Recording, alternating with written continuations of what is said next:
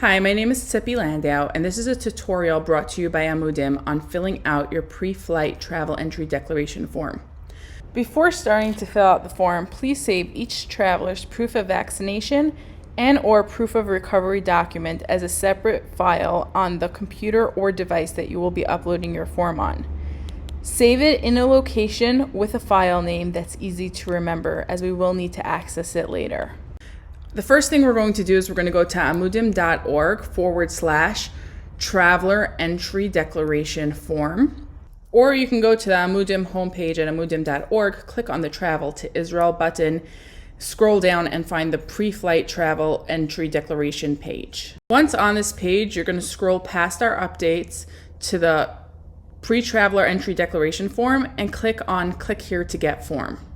This will open the declaration form that we need to fill out. Start by scrolling down to the bottom of this page and clicking OK, let's start.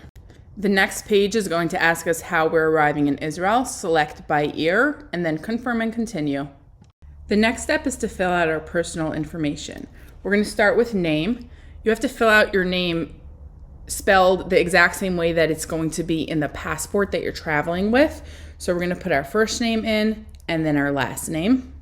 You'll see a question that says, are you a citizen, permanent, or temporary resident of Israel?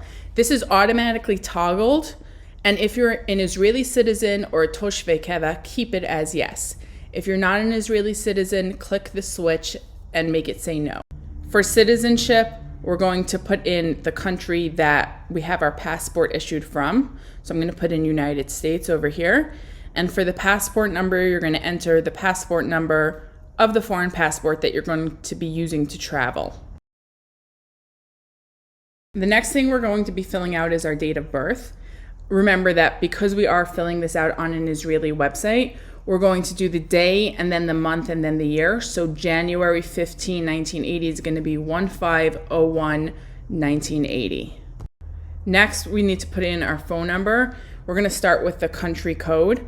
So for the United States, that would be +1. You can either type out the country code that you're coming from in letters and then select the correct one, or you can type in +1 for United States, and then that'll come up as an option as well. When you're entering the phone number, don't use any special characters, no dashes, just put in the digits of your phone number. And then the next option of putting in your landline, that's optional. You don't have to use that. Next, we're going to put our email address in and the name and phone number of an emergency contact. Then you're going to click confirm and continue on the bottom of the screen. Next page is itinerary. The arrival in Israel is going to be filled with Ben Gurion Airport of Entry. Do not change that, leave that as is. The next question of airline, enter the name in Israel, start typing. I'm going to use El Al for this example. And when you're entering your flight number, this is not your confirmation number. It's going to be on your itinerary that you received. It's usually 2 to 4 digits. And make sure that you're putting in the one that says flight number and not confirmation number or itinerary number. The next question of the country which you departed to Israel. This is talking about the original country that you left from, not including a stopover. So if you left from the United States and stopped over in Spain, you're still going to be putting the United States in over here. For date of departure, because this form has to be done within 48 hours of leaving to the airport, you only have 3 options for date of departure and select between one of those 3. The date of arrival is the same deal. You have 3 options, select between one of those 3. When putting in your arrival time in Israel, remember that we're working with military time over there. So if you're arriving at 1 p.m., we're going to put in 13 o'clock.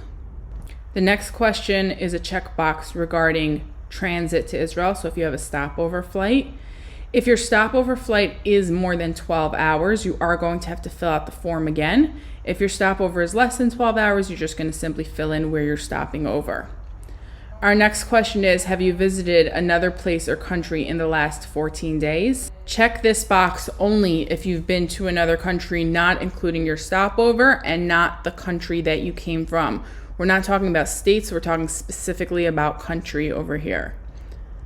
The next checkbox is asking you if you're going to be in Israel for less than 48 hours. So that's if you're traveling for a funeral or a medical emergency, you need to check that. If not, you just click continue. The next page is the health declaration form. There's 3 options on top.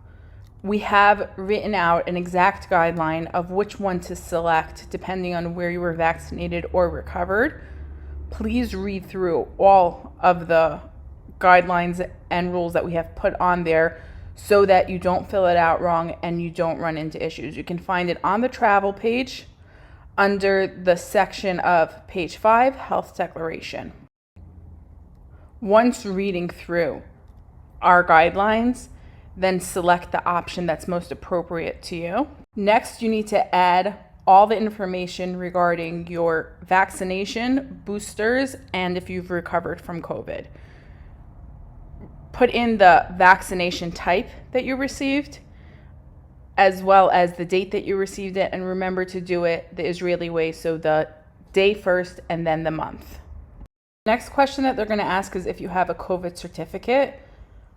For more in-detail information as what this refers to, check out our website on vaccination and recovery. For uploading your vaccination and or recovery letter, click on the upload icon near upload COVID certificate. Do not click on the photo icon. Next, you're going to see this screen pop up. You're going to click continue to fill out form. If you click the cancel option, it's going to clear your entire form and you're going to start over. So make sure to click continue to fill out form. And the next important note is to choose a file in the folder. Do not try to drag and drop a file from your desktop because that will also clear your entire form. After you upload your file, if you see the pop-up message that says, sorry, unable to verify the certificate, this is not an error. You can click continue anyway. This is something that most people will see unless you have a specific QR code. Continue scrolling and you're going to see their rules and regulations that you have to agree to. Read through it carefully and then check the boxes that you have read through it and that you agree to it. Confirm and declare. Check either the first or the second box, whichever applies to you. And then click confirm and continue to move on to the next page. Our next page is about adding additional travelers. If you have additional travelers to add, then you can add the travelers here. If not, then just click confirm and continue. By the time we reach here, we're almost at the end of the form. We're going to start by entering our isolation address. By locality, start by entering the city name. Type slowly because the list is going to pop up as you type. Same with street. For house number, enter the number of the house that you're staying at. And now apartment number, if you're staying in an apartment complex, put the number of the apartment. If you're staying in a private home that doesn't have an apartment number, just put the number 1 in there. Continue filling out the zip code, the number of household members, how many people are there, and the number of rooms of accommodation. The next question that you'll see is a caregiver required for any of the people who must go into isolation? If yes, then you insert the caregiver's name. If not, just leave it out and skip it. And then select, I have read and understood the isolation requirements. Now we're going to click confirm and continue, and that is our final step. And that's it. You have now completed and submitted the mandatory traveler entry declaration form. You should receive an email within 15 minutes with your clearance to board the flight. The email will come from noreply@moh.gov.il. If you don't receive the email within 30 minutes, check your spam. If after an hour you still have not received the email, you're going to have to fill out the form again.